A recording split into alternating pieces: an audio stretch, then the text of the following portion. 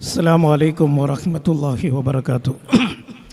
बिस्मिल्लाह वल्हम्दुलिल्लाह वस्सलातु वस्सलामु अला अशरफिल मुरसलीन व अला आलिहि व सहबिहि अल फाइज़ीना बिरिदल्लाह अम्मा बाद। ವೇದಿಕೆಯಲ್ಲಿ ಆಸೀನರಾದ ಗೌರವಾನ್ವಿತ ಕಾಜಿಗಳೇ,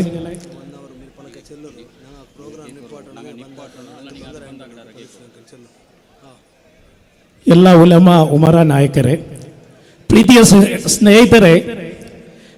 ಸ್ನೇಹಿತರೆ, ಈಗಾಗಲೇ ಮಂಗಳೂರು ಕಾಜಿಯವರು ಘೋಷಣೆ ಮಾಡಿ ಆಗಿದೆ, ಈ ವಕ್ಫ್ ತಿದ್ದುಪಡಿ ಕಾಯ್ದೆಯನ್ನು ಕಾರ್ಯರೂಪಕ್ಕೆ ಬರಲು ನಾವು ಬಿಡುವುದೇ ಇಲ್ಲ ಎಂಬುದನ್ನು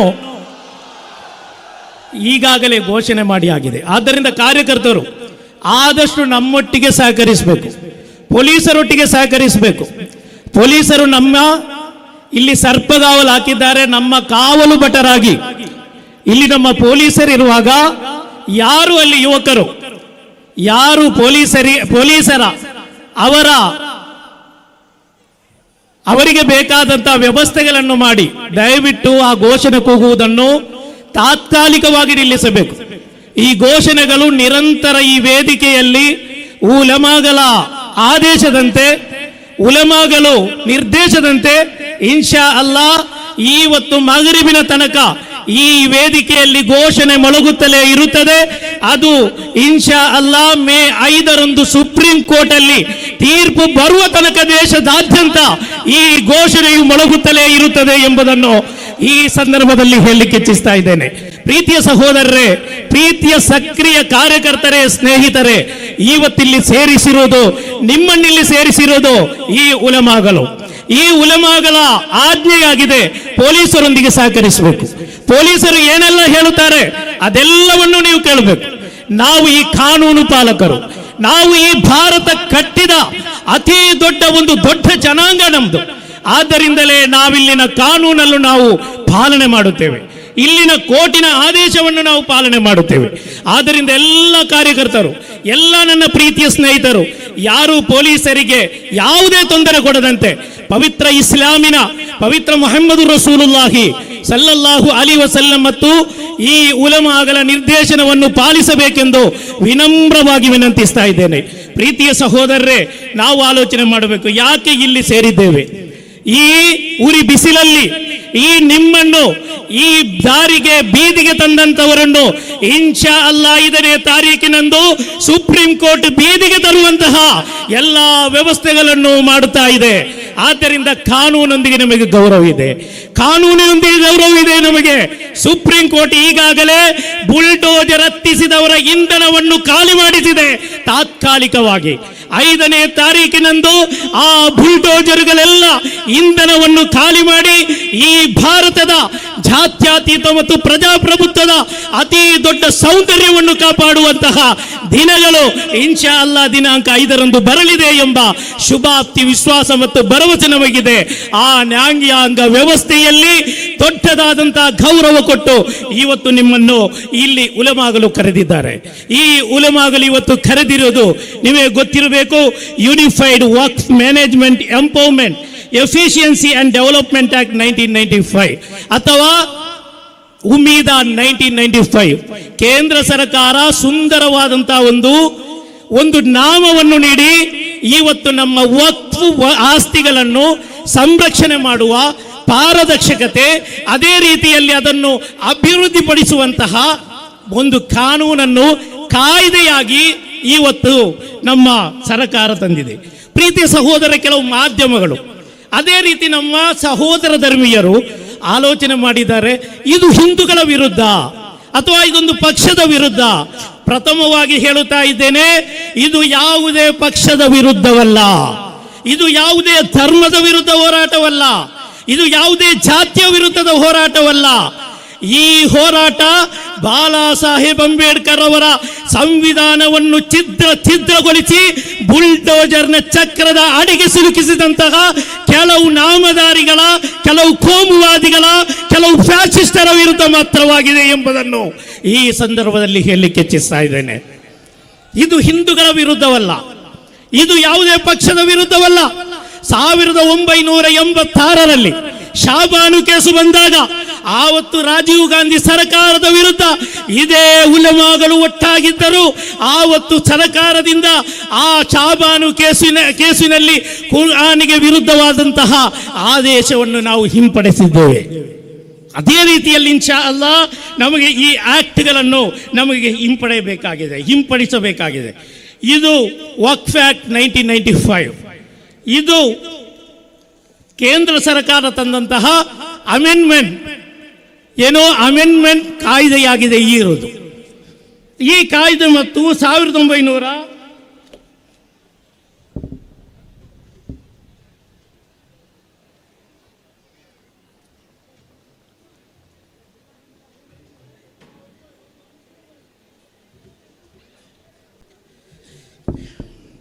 ಈ ಕಾಯ್ದೆಯಲ್ಲಿ ಏನೂ ಪ್ರಾಬ್ಲಮ್ ಇಲ್ಲ. ಕೆಲವು ಟಿವಿ ಸಂಪಾದಕರು ಹೇಳುತ್ತಾರೆ ಯಾವುದೇ ಪ್ರಾಬ್ಲಮ್ ಇಲ್ಲ, ಸುಮ್ಮನೆ ಎಲ್ಲರನ್ನು ಸೇರಿಸಿ ಅದೇ ರೀತಿ ಬೀದಿಯಲ್ಲಿ ಪ್ರತಿಭಟಿಸುವಂತಹ ತಂತ್ರಗಾರಿಕೆ ಅಂತ ಹೇಳ್ತಾ ಇದ್ದಾರೆ. ಪ್ರೀತಿಯ ಸಹೋದರರೇ, ಸೆಕ್ಷನ್ 3K ನೀವಿಲ್ಲಿ ವಕ್ಫ್ ಬೈ ಯೂಸರ್ ಅನಾದಿ ಕಾಲದಿಂದ ಸಾವಿರಾರು ವರ್ಷಗಳಿಂದ ನೂರಾರು ವರ್ಷಗಳಿಂದ ಮುಸಲ್ಮಾನರು ಆರಾಧನೆ ಮಾಡಿದಂತಹ ಮಸೀದಿಗಳು, ಮುಸಲ್ಮಾನರು ಮದ್ರಸಾ ಕಲಿಸಿದಂತಹ ಅವರ ಶಿಕ್ಷಣ ಕೇಂದ್ರಗಳು, ಅದೇ ರೀತಿ ಕಬ್ರಿಸ್ತಾನ್, ಅದೇ ರೀತಿಯಲ್ಲಿರುವಂತಹ ಈದ್ಗಾಗಳು, ಈ ಈದ್ಗಾಗಳ ಬಗ್ಗೆ, ಈ ಕಬ್ರಿಸ್ತಾನ್ನ ಬಗ್ಗೆ, ಅದೇ ರೀತಿಯಲ್ಲಿ ಇಲ್ಲಿರುವಂತಹ ಮುಸ್ಲಿಮರ ಆಸ್ತಿಯ ಬಗ್ಗೆ ಮೊನ್ನೆ ಲೋಕಸಭೆಯಲ್ಲಿ ಜವಾಬ್ದಾರಿಯುತ ಸ್ಥಾನದಲ್ಲಿ ಅವರು ಹೇಳುತ್ತಾರೆ, ಇಲ್ಲ ನಾವು ವಕ್ಫ್ ಬೈ ಯೂಸರ್ ಅನ್ನು ನಾವು ಯಾವತ್ತೂ ಡಿಲೀಟ್ ಮಾಡಿಲ್ಲ, ನಾವು ವಕ್ಫ್ ಬೈ ಯೂಸರ್ ಅನ್ನು ಅದಕ್ಕಿರುವಂತಹ ಅವಕಾಶವನ್ನು ಸ್ವಾತಂತ್ರ್ಯವನ್ನು ಕೊಟ್ಟಿದ್ದೇವೆ. ಪ್ರೀತಿಯ ಸಹೋದರರೇ, ನಿಮ್ಮ ಅಮೆಂಡ್ಮೆಂಟ್ ಬಿಲ್ ಹೇಳುತ್ತದೆ, provided that the existing Waqf by user properties registered on or before the commencement of the Waqf Amendment Act 2025 as Waqf by user will remain as Waqf properties. ಹೌದು, ಮಸೀದಿ ಮತ್ತು ಮದ್ರಸಗಳಿಗೆ ನೀವು ಮುಟ್ಟಲ್ಲ. ಅದೇ ರೀತಿ ಇರುವಂತಹ ಸದ್ರಿ ಇರುವಂತಹ ಯಾವುದೇ ವಕ್ಫ್ ಆಸ್ತಿಯೂ ನೀವು ಮುಟ್ಟಲ್ಲ. ಅದರ ಮುಂದುವರಿದು ನೀವು ಹೇಳ್ತೀರಾ, except that the property only or in part is in dispute or is a government property. ಯಾವುದಾದರೂ ವಿವಾದಿತ ಅಥವಾ ವಿವಾದಗಳಿದ್ದರೆ ಅಥವಾ ಸರಕಾರಿ ಜಾಗಗಳಿದ್ದರೆ ಆ ಜಾಗಗಳಿಗೆ ನಾವು ಕೈ ಹಾಕುತ್ತೇವೆ. ಡಿಸ್ಪ್ಯೂಟ್ ಇದ್ದಂತಹ ಜಾಗಕ್ಕೆ ಅದು ವಕ್ಫ್ ಆಗಲ್ಲ ಅಂತ ಈ ನಿಮ್ಮ ಅಮೆಂಡ್ಮೆಂಟ್ ಬಿಲ್ 2025 ಅಲ್ಲಿ ಹೇಳಲಾಗುತ್ತದೆ. ನಾನು ಕೇಳುತ್ತಾ ಇರುವುದು ಏನಿದೆ ಸೆಕ್ಷನ್ 40ಯಲ್ಲಿ. ಸೆಕ್ಷನ್ 40ಯಲ್ಲಿ ಅಬ್ಬರಿಸಿ ಬೊಬ್ಬರಿದರು. ಒಬ್ಬ MP ಅಂತೂ ವಿಧಾನಸಭೆ ಮತ್ತು ಲೋಕಸಭೆಯಲ್ಲಿ ಅಬ್ಬರಿಸಿ ಬೊಬ್ಬರಿದರು. ಯಾವುದಾದರೂ ಜಾಗ, ಯಾರಾದರೂ ಜಾಗ ಯಾರಿಗೂ ಬೇಕಾದರೂ ವಕ್ಫ್ ಮಾಡಬಹುದು. ಪ್ರೀತಿಯ ಸಹೋದರರೇ, ಈ ವಕ್ಫ್ ಆಕ್ಟ್ ಅಲ್ಲಿ ನಾನು ಸವಾಲು ಎಸೆಯುತ್ತಾ ಇದ್ದೇನೆ. 1995ರ ಈ ವಕ್ಫ್ ಆಕ್ಟ್ ಅಲ್ಲಿ ಎಲ್ಲಾದರೂ ದಾಖಲೆ ಇಲ್ಲದಂತಹ ಅಥವಾ ಯಾರಾದರೂ ಹಿಂದೂಗಳ, ಯಾರಾದರೂ ರೈತರ, ಯಾವುದಾದರೂ ಇತರ ಸಮುದಾಯದ ಜಾಗವನ್ನು ವಕ್ಫ್ ಮಾಡಬಹುದು ಎಂದು ಈ ಆಕ್ಟ್ ಅಲ್ಲಿ ಅಥವಾ ಸೆಕ್ಷನ್ 40ಯಲ್ಲಿ ಯಾರಾದರೂ ನೀವು ತೋರಿಸುವುದಾದರೆ ಇನ್ಶಾ ಅಲ್ಲಾ ನಾವು ಬಹಿರಂಗ ಸವಾಲನ್ನು ಎಸೆಯುತ್ತಾ ಇದ್ದೇವೆ. ಇಷ್ಟರ ತನಕ ಯಾವ ಹಿಂದೂಗಳ ಆಸ್ತಿಯನ್ನು, ಯಾವ ರೈತರ ಆಸ್ತಿಯನ್ನು ಕರ್ನಾಟಕ ರಾಜ್ಯ ವಕ್ಫ್ ಮಂಡಳಿ ಮುಟ್ಟಿಲ್ಲ. ಅದೇ ರೀತಿ ಯಾವುದೇ ವಕ್ಫ್ ಬೋರ್ಡುಗಳು ಇಷ್ಟರ ತನಕ ಇತರ ಧರ್ಮೀಯರ ಆರಾಧನಾಲಯಗಳಿರಲಿ. ಕರ್ನಾಟಕದಲ್ಲಿ ಎಷ್ಟೋ ಇತರ ಧರ್ಮೀಯರ ಆರಾಧನಾಲಯಗಳಿವೆ, ಅದೇ ರೀತಿ ದೇವಸ್ಥಾನಗಳಿವೆ. ಇಲ್ಲೆಲ್ಲೂ ವಕ್ಫ್ ಮಂಡಳಿ ಯಾವುದೇ ಹಸ್ತಕ್ಷೇಪ ಮಾಡಿಲ್ಲ. ಮೊನ್ನೆ ಅಲ್ಪಸಂಖ್ಯಾತರ ಇಲಾಖೆ ಇಲ್ಲಿ ಘೋಷಣೆ ಮಾಡಿದಂತಹ ದೇಶದ ಮುಸಲ್ಮಾನರ ಒಟ್ಟು ವಕ್ಫ್ ಆಸ್ತಿ 36 ಲಕ್ಷ ಕೋಟಿ ಎಕರೆ, 36 ಲಕ್ಷ ಎಕರೆ ಜಾಗ ಮುಸ್ಲಿಂ ಸಮುದಾಯದ ವಕ್ಫ್ ಆಸ್ತಿ ಇದೆ ಎಂದು ಇವತ್ತು ಅಲ್ಪಸಂಖ್ಯಾತರ ಕಲ್ಯಾಣ ಇಲಾಖೆ ಕೇಂದ್ರ ಸರ್ಕಾರ ಬಿಡುಗಡೆ ಮಾಡಿದ ವೆಬ್ಸೈಟ್ ಅಲ್ಲಿದೆ. ರಿಜೂಜ್ ಅವರು ಹೇಳುತ್ತಾರೆ ಲೋಕಸಭೆಯಲ್ಲಿ 9 ಲಕ್ಷ ಎಕರೆ ಜಾಗ ಮಾತ್ರ. ನಾನು ಕೇಳ್ತಾ ಇರೋದು ಯಾವುದು ಸತ್ಯ? 36 ಲಕ್ಷ ಎಕರೆ ಜಾಗ, ಅದನ್ನು ಕಬಳಿಸುವಂತಹ ಗೂಢವಾದ ತಂತ್ರಗಾರಿಕೆ ಈ ವಕ್ಫ್ ಬಿಲ್ ಅಲ್ಲಿ ಇದೆ ಎಂಬುದನ್ನು ಈಗ ನಾನು ಉಲ್ಲೇಖ ಮಾಡಲು ಇಚ್ಛಿಸ್ತಾ ಇದ್ದೇನೆ. ಪ್ರೀತಿಯ ಸಹೋದರರೇ, ವಕ್ಫ್ ಬೈ ಯೂಸರ್, ಅನಾದಿ ಕಾಲದಿಂದ ಮುಸಲ್ಮಾನರು ಆರಾಧನೆ ಮಾಡಿದಂತಹ ಮಸೀದಿಗಳು ಯಾಕೆ ಬೇಕು? ಅದೇ ರೀತಿ ಮದ್ರಸಗಳು ಯಾಕೆ ಬೇಕು? ವಕ್ಫ್ ಬೈ ಯೂಸರ್ ಅನ್ನು ತಂದು UPಯಲ್ಲೂ ಅದೇ ರೀತಿ ಉತ್ತರಾಖಂಡದಲ್ಲಿ ನಿಮಗೆ ಬಡ ಜನರು, ಬಡ ಮುಸಲ್ಮಾನರು ದುಡ್ಡು ಕೊಟ್ಟು ಖರೀದಿ ಮಾಡಿದ ಜಾಗ ಮತ್ತು ಮಸೀದಿ, ಆ ಮದ್ರಸಗಳನ್ನು ನೀವು ಬುಲ್ಡೋಜರ್ ಮಾಡಲು ನಿಮ್ಮ ಇಚ್ಛೆಯಾಗಿದ್ದರೆ ಇನ್ಶಾ ಅಲ್ಲಾ 5ನೇ ತಾರೀಕಿನಂದು ಸುಪ್ರೀಂ ಕೋರ್ಟ್ ನಿಮ್ಮ ಮುಖಕ್ಕೆ ಮಂಗಳಾರತಿ ಮಾಡಲಿದೆ ಎಂಬುದನ್ನು ಇನ್ಶಾ ಅಲ್ಲಾ ನಾವೆಲ್ಲರೂ ನಂಬಿದ್ದೇವೆ. ಇನ್ಶಾ ಅಲ್ಲಾ ಈ ಪ್ರತಿಭಟನೆ ಮುಂದುವರಿಯುತ್ತದೆ. ಏಕೆಂದರೆ ಸೆಕ್ಷನ್ 4 5 ವರ್ಷ ಮುಸಲ್ಮಾನಾಗಬೇಕು. ಈ 5 ವರ್ಷ ಮುಸ್ಲಿಂ ಪ್ರಾಕ್ಟೀಸ್ ಆಗಿರಬೇಕು. ವಕ್ಫ್ ಮಾಡುವವನು ಯಾರಿಗೂ ಇಲ್ಲದಂತಹ ಒಂದು ಕಾನೂನು. ಹಿಂದೂ ಎಂಡೋಮೆಂಟ್ ಬಿಲ್ಗಿಲ್ಲ, ಸಿಖ್ ಪ್ರತಿಬಂಧಕ ವಿಧಾಯಕಗಿಲ್ಲ, ಈ ಜಗತ್ತಿನಲ್ಲಿ ಈ ಭಾರತದಲ್ಲಿರುವ ಯಾವುದೇ ಧರ್ಮೀಯರಿಗಿಲ್ಲದಂತಹ ಒಂದು ಕರಾಳ ಕಾನೂನು ಮುಸಲ್ಮಾನರಿಗೆ. ನಾನು ನನ್ನ ಜಾಗವನ್ನು ವಕ್ಫ್ ಮಾಡಬೇಕಾದರೆ ನಾನು 5 ವರ್ಷ ಮುಸ್ಲಿಂ ಪ್ರಾಕ್ಟೀಸ್ ಆಗಿರಬೇಕು. ಆ ಪ್ರಾಕ್ಟೀಸ್ ಮಾಡುವ, ನಾನು ನಮಾಜು ಮಾಡುವ, ನಾನು ಜಕಾತು ಕೊಡುವ, ನಾನು ಹಜ್ ನಿರ್ವಹಣೆ ಮಾಡುವ ಈ ಪ್ರಾಕ್ಟೀಸ್ ಅನ್ನು ನೋಡುವವರು ಯಾರು? ಆ ಕರಾಳ ಕಾನೂನಿನಲ್ಲಿ ಅದರ ಉಲ್ಲೇಖವೇ ಇಲ್ಲ. ಅವೈಜ್ಞಾನಿಕ, ಅಪಹಾಸ್ಯ, ಅಸಂವಿಧಾನಿಕವಾದಂತಹ ಬಿಲ್ಲು. ಅದಕ್ಕಾಗಿ ನಾವು ಇದನ್ನು ವಿರೋಧ ಮಾಡುತ್ತಾ ಇದ್ದೇವೆ. ಈ ಬಿಲ್ಲನ್ನು ಈ ಭಾರತದಲ್ಲಿ ಗಾಂಧೀಜಿ ಮತ್ತು ಬಾಲಾ ಸಾಹೇಬ್ ಅಂಬೇಡ್ಕರ್ ಅವರ ಈ ಭಾರತದಲ್ಲಿ ಈ ಕಾಯ್ದೆಯನ್ನು ಅದು ಕಾರ್ಯರೂಪಕ್ಕೆ ತರಲು ನಾವು ಬಿಡುವುದೇ ಇಲ್ಲ ಎಂಬುದನ್ನು ಈ ಸಂದರ್ಭದಲ್ಲಿ ಹೇಳಲಿಕ್ಕೆ ಇಚ್ಛಿಸ್ತಾ ಇದ್ದೇನೆ. ಸೆಕ್ಷನ್ 14 ಒಂದು ಮಂಡಳಿ ಮಾಡಬೇಕಾದರೆ ಮುಸಲ್ಮಾನರೇ ರಚನೆ ಮಾಡಿದ, ಮುಸಲ್ಮಾನರೇ ದುಡ್ಡು ಕೊಟ್ಟು ಖರೀದಿ ಮಾಡಿ ಮಸೀದಿ ಮಾಡಿದಂತಹ, ಅವರು ಮಾಡಿದಂತಹ ಪ್ರಾಪರ್ಟಿ, ಮುಸಲ್ಮಾನರಿಗೆ ಬೇಕಾದಂತಹ ವಸ್ತುಗಳು, ಮುಸಲ್ಮಾನರಿಗೆ ಬೇಕಾದಂತಹ ಆ ಜಾಗಕ್ಕೆ ಅಲ್ಲಿ 2 ಮುಸ್ಲಿಮೇತರರು ಬೇಕು. ಎಷ್ಟೋ? 2 ಮುಸ್ಲಿಮೇತರರು. 11 ಮಂದಿ ವಕ್ಫ್ ಮಂಡಳಿಯಲ್ಲಿ 2 ಮುಸ್ಲಿಮೇತರು ಅಂತ ಹೇಳಿದ್ದು ಮಾತ್ರವಲ್ಲ, ಅದರಲ್ಲೂ ಒಂದು ದೊಡ್ಡ ಷಡ್ಯಂತರ ಮಾಡಿದ್ದಾರೆ. ಬರೀ 4 ಮಂದಿ ಮಾತ್ರ ಮುಸಲ್ಮಾನರಾಗಿರಲು ಕಡ್ಡಾಯ. 11ರಲ್ಲಿ 4 ಮಾತ್ರ. ಒಬ್ಬ ಮುತವಲ್ಲಿ, ಒಬ್ಬ ಇಸ್ಲಾಮಿಕ್ ವಿದ್ವಾಂಸ ಮತ್ತು 2 ಲೋಕಲ್ ಬಾಡಿಯಲ್ಲಿ ಅಥವಾ ಸ್ಥಳೀಯ ಸಂಸ್ಥೆಗಳಲ್ಲಿ ಗೆದ್ದು ಬಂದಂಥ 2, ಅಂದರೆ 4 ಮಂದಿ ಮಾತ್ರ ಮುಸಲ್ಮಾನರು. ಅದರಲ್ಲಿ 2 ಮುಸ್ಲಿಮೇತರರಾಗಿರಬೇಕು. 2 ಮುಸ್ಲಿಮೇತರರಾಗಿರಬೇಕು. ಅದರೊಟ್ಟಿಗೆ ಮಿಕ್ಕಿದ 5 ಮಂದಿ ಯಾರು ಬೇಕಾದರೂ ಆಗಬಹುದು, ಹಿಂದೂಗಳು ಆಗಬಹುದು, ಮುಸಲ್ಮಾನರು ಆಗಬಹುದು. ಅಂದರೆ ಬಹುಮತ ಇಲ್ಲಿ ಮುಸಲ್ಮಾನರ ಕೈಯಲ್ಲಿರಬಾರದು. 4 ಮಂದಿ ಮಾತ್ರ ಮುಸಲ್ಮಾನರು. ಇದು ನಿಮ್ಮ ಆಕ್ಟ್ ಹೇಳುತ್ತದೆ.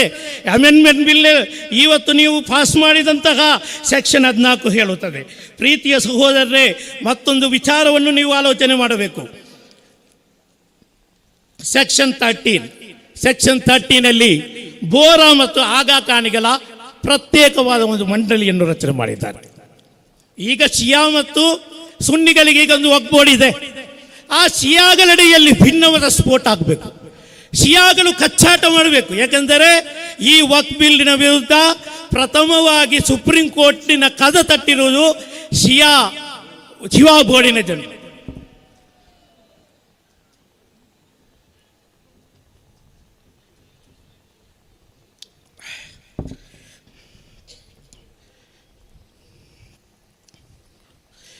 ಶಿಯಾ ಪರ್ಸನಲ್ ಲಾ ಬೋರ್ಡ್ ಅವರು ಪ್ರಥಮವಾಗಿ ಸುಪ್ರೀಂ ಕೋರ್ಟ್ ಕದ ತಟ್ಟಿದರು.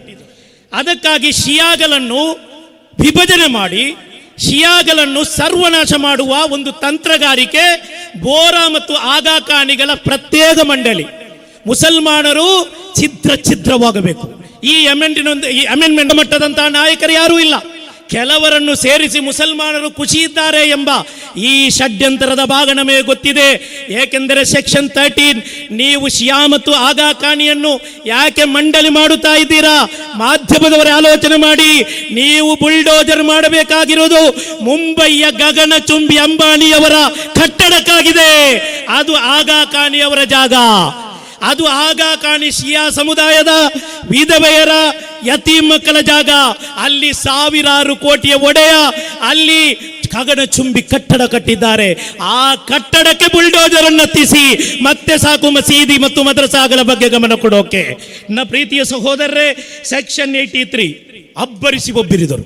ನಮ್ಮ ಕರ್ನಾಟಕದ ಕೆಲವು ಚಾನೆಲ್ ಸಂಪಾದಕರು ಅವರಿಗೆ ಟ್ರಿಬ್ಯುನಲ್ ಇದೆ, ನಾವು ಹೋಗಿ ಭಿಕ್ಷೆ ಬೇಡಬೇಕು, ಅವರು ಏನು ನ್ಯಾಯ ಕೊಡುತ್ತಾರೋ, ತೀರ್ಪು ಕೊಡುತ್ತಾರೋ ಅದು ಮಾತ್ರ ಫೈನಲ್ ಅಂತ ಹೇಳಿ 83 ಸೆಕ್ಷನ್ 83 ಅನ್ನು ಇಡೀ ಒಂದು ವರ್ಷ ಇಡೀ ದೇಶದಾದ್ಯಂತ ಅಬ್ಬರಿಸಿ ಬೊಬ್ಬಿರಿದ ಆ ನಾಯಕರು ಈ ಸೆಕ್ಷನ್ 83 ಅನ್ನು ಮುಟ್ಟಲೇ ಇಲ್ಲ. ಸೆಕ್ಷನ್ 83 ಅನ್ನು ಮುಟ್ಟಲೇ ಇಲ್ಲ.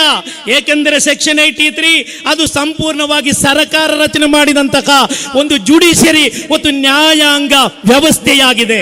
ಆ ವ್ಯವಸ್ಥೆಯಾಗಿದೆ. ಇಲ್ಲಿ ಹೇಳುತ್ತಾ ಇರುವಂತ ವಕ್ಫ್ 1995 ಅಲ್ಲಿ ಹೇಳ್ತಾ ಇರೋದು ಯಾರೆಲ್ಲ ಇರಬೇಕು ನೋಡಿ ನನ್ನ ಮಾಧ್ಯಮ ಮಿತ್ರರೇ, ಇನ್ನಾದರೂ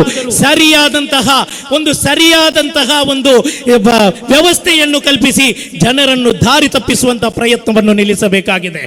3 ಮಂದಿ ಟ್ರಿಬ್ಯುನಲ್ ವಕ್ಫ್ ಟ್ರಿಬ್ಯುನಲ್ ಇರಬೇಕಾದವರು ಯಾರು, ಅದನ್ನು ರಚನೆ ಮಾಡಬೇಕಾದವರು ಯಾರು? ಇಲ್ಲಿ ನೋಡಿ, the state government shall by notification in the official gazette constitute as many tribunals as it many think fit for the determination of any dispute, question or other matter relating to a work for work property. ಯಾರು ರಚನೆ ಮಾಡಬೇಕಾಗಿರೋದು? ಸರ್ಕಾರ. ಆ ಸರ್ಕಾರ ರಚನೆ ಮಾಡುವಾಗ ಯಾರನ್ನು ನೇಮಕ ಮಾಡಬೇಕು? ಇಲ್ಲಿ ನೋಡಿ, one person who shall be member of the state judicial service holding a rank not below that of district, session or civil judge class 1. who shall be the chairman ಯಾರಾಗಬೇಕಾಗಿರೋದು? ಒಬ್ಬ ಜಡ್ಜ್ ಚೇರ್ಮನ್. ಅದಕ್ಕೆ 1 person who shall be an officer from the state civil services equivalent in rank to that of the additional district magistrate member. ಒಬ್ಬ IAS officer, state rank ಇರುವಂತ ಮತ್ತೊಬ್ಬ IAS officer, ಇಬ್ಬರಾಯ್ತು. ಮೂರನೆಯದು 1 person having knowledge of Muslim law and jurisprudence member. ಮುಸ್ಲಿಂ law ಗೊತ್ತಿರುವಂತಹ ಒಬ್ಬ member ಇರಬೇಕು ಅಂತ. ಆದರೂ ಕರ್ನಾಟಕದಲ್ಲಿ 10 ವರ್ಷ ನಾನು ಮೆಂಬರ್ ಆಗಿದ್ದೇನೆ. ವಕ್ಫ್ ಮಂಡಳಿ 10 ವರ್ಷ ಮೆಂಬರ್ ಆಗಿದ್ದೇನೆ. 1.5 ವರ್ಷ ಅಧಿಕಾರ ನಡೆಸಿದ್ದೇನೆ. ಕರ್ನಾಟಕದಲ್ಲಿ 4 ಟ್ರಿಬ್ಯುನಲ್ ಇದೆ, ವಕ್ಫ್ ಟ್ರಿಬ್ಯುನಲ್. ಈ 4 ಟ್ರಿಬ್ಯುನಲ್ ಅಲ್ಲಿ ಒಬ್ಬ ಮುಸ್ಲಿಂ ಜಡ್ಜ್ ಇಲ್ಲ. ಈ 10 ವರ್ಷದಲ್ಲಿ ಬರೇ ಒಬ್ಬ ಜಡ್ಜು, ಅದು ಸಿವಿಲ್ ಜಡ್ಜ್ ಬಂದು ಅವರು ಅಲ್ಲಿ ನ್ಯಾಯಾಂಗ ವ್ಯವಸ್ಥೆಯನ್ನು ಸರಿ ಮಾಡುವ, ಅಲ್ಲಿ ವಿಚಾರಣೆ ಮಾಡುವಂತಹ ವ್ಯವಸ್ಥೆ ಮಾತ್ರ ಇರುವ ಆ ಟ್ರಿಬ್ಯುನಲ್ ಬಗ್ಗೆ ನೀವು ಹೇಳಿದ್ದೇನು? ಅವರದೇ ಟ್ರಿಬ್ಯುನಲ್. ನಾವು ಹೋಗಿ ಅಲ್ಲಿ ಅವರನ್ನು ಭಿಕ್ಷೆ ಬೇಡಬೇಕು ಅಂತ ಹೇಳಿ ಇಡೀ ಜನರನ್ನು ತಿಕ್ಕು ತಪ್ಪಿಸಿದಂತ ಮಾಧ್ಯಮ ಸಂಪಾದಕರೇ, ನೀವು ಪತ್ರಿಕೋದ್ಯಮ ಮಾಡಬೇಕಾಗಿದೆ, ನೀವು ಕುಕೃತೋದ್ಯಮ ಮಾಡಬೇಡಿ ಎಂಬುದನ್ನು ಈ ಸಂದರ್ಭದಲ್ಲಿ ಹೇಳಲಿಕ್ಕೆ ಇಚ್ಛಿಸ್ತಾ ಇದ್ದೇನೆ. ಪ್ರೀತಿಯ ಸಹೋದರರೇ, ಅದೇ ರೀತಿಯಲ್ಲಿ ಸೆಕ್ಷನ್ 108 ಆಲೋಚನೆ ಮಾಡಬೇಕು. ಇವಾಕ್ಯೂ ಪ್ರಾಪರ್ಟಿ, ಪಂಜಾಬ್, ಆಂಧ್ರ ಪ್ರದೇಶ, ತೆಲಂಗಾಣ, ಗುಜರಾತ್ ಸಾವಿರಾರು ಎಕರೆ ಜಾಗ ಪಾಕಿಸ್ತಾನ ವಿಭಜನೆಗೊಂಡಾಗ, ಮುಸಲ್ಮಾನರು ಪಾಕಿಸ್ತಾನಕ್ಕೆ ಹೋದಾಗ ಅಲ್ಲಿ ಇವಾಕ್ಯೂ ಪ್ರಾಪರ್ಟಿ ಇದೆ. ಅವರು ಹೋದಂತ, ಅವರ ಕುಟುಂಬಸ್ಥರು ಬಿಟ್ಟು ಹೋದಂತ ಜಾಗ, ಆ ಜಾಗ ಇವತ್ತು ವಕ್ಫಿನಿಂದ ಡಿಲೀಟ್ ಮಾಡಿ ಅವರು ಹೇಳುತ್ತಾರೆ ಇವಾಕ್ಯೂ ಪ್ರಾಪರ್ಟಿ ಅದು ವಕ್ಫಿಗೆ ಬರಲ್ಲ.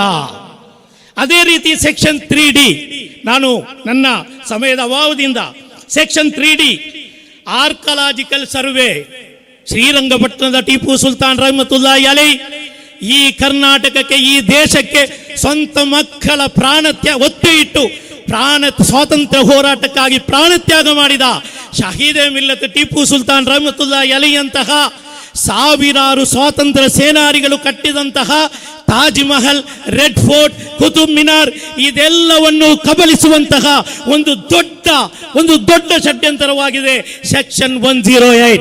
ಆರ್ಕಲಾಜಿಕಲ್ ಡಿಪಾರ್ಟ್ಮೆಂಟ್ ಮತ್ತು ವಕ್ಫ್ ಬೋರ್ಡ್ ಅವರಲ್ಲಿ ವಿವಾದ ಬಂದರೆ ಅಲ್ಲಿ ಆರ್ಕಲಾಜಿಕಲ್ ಡಿಪಾರ್ಟ್ಮೆಂಟ್ ಅವರಿಗೆ ವಕ್ಫ್ ಬೋರ್ಡ್ ಅವರು ಅಲ್ಲಿ ವಾದ ಮಾಡಬಾರದು. 108 ನಾನು ಬಹಿರಂಗವಾಗಿ ಸವಾಲೆಸೆಯುತ್ತಾ ಇದ್ದೇನೆ.